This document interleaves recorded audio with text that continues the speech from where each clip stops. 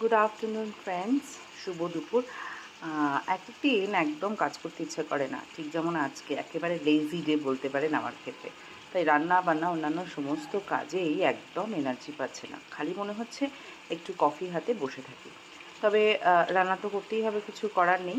তাই সানডে বা Sunday Saturday মানে উইকেন্ডটা যেহেতু একটু বাইরে বেশি খাওয়া দাওয়া হয়ে যায়, তাই মানডেটা যতটা হালকা রান্নার উপর দিয়ে করা যায় ততই বেটার।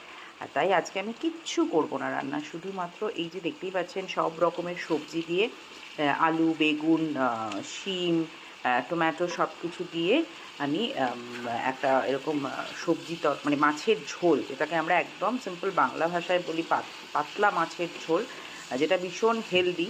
মানে ইউজুয়ালি পেটের খারাপ করলে বা কোনো দিন একটু হালকা খাবার খেতে ইচ্ছে করলে এই রান্নাটা আমাদের প্রত্যেক বাঙালি বাড়িতে চেনা ছবি, মানে আমরা সবাই এটা করে থাকি, খেয়ে থাকি।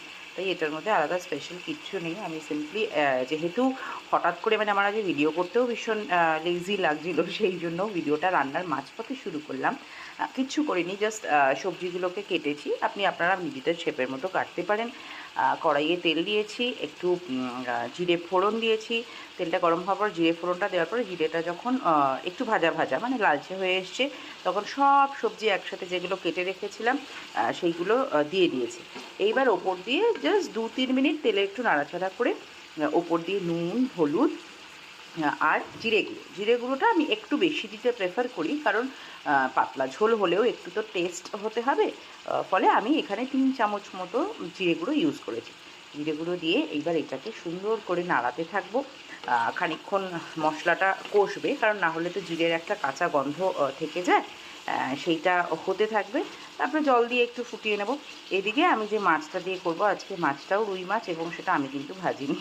আমার হাজব্যান্ড অফিস যাওয়ার আগে এই যে ভেজে রেখে গেছে, তো সেই মাছ ভাজাটাও রয়েছে।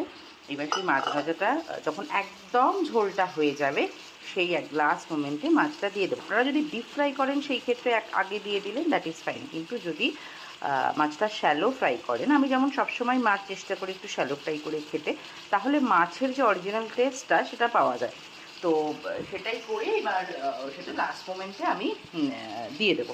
দেখতেই পাচ্ছেন আমার ঝোলটা অলমোস্ট হয়ে মানে মশলাটা কষে গেছে। এবার আমি জলটা দিয়ে দিলাম, দিয়ে ঢেকে দেবো। ঝোল ফুটে গেছে, আমি কিন্তু মাছগুলোও দিয়ে দিয়েছি সঙ্গে সঙ্গে, আর ওপর থেকে ছড়িয়ে দিয়েছি ধনেপাতা। তাই আজকের লাঞ্চের মেনু কিন্তু আমার রেডি। তোমাদের কার কার এরকম পাতলা একেবারে সিম্পল ওয়েতে মাছের ঝোল খেতে ভালো লাগে আমাকে কিন্তু অবশ্যই জানিও। ভালো থেকো, টাটা। ভিডিওটা ভালো লাগলে অবশ্যই লাইক আর কমেন্ট করো।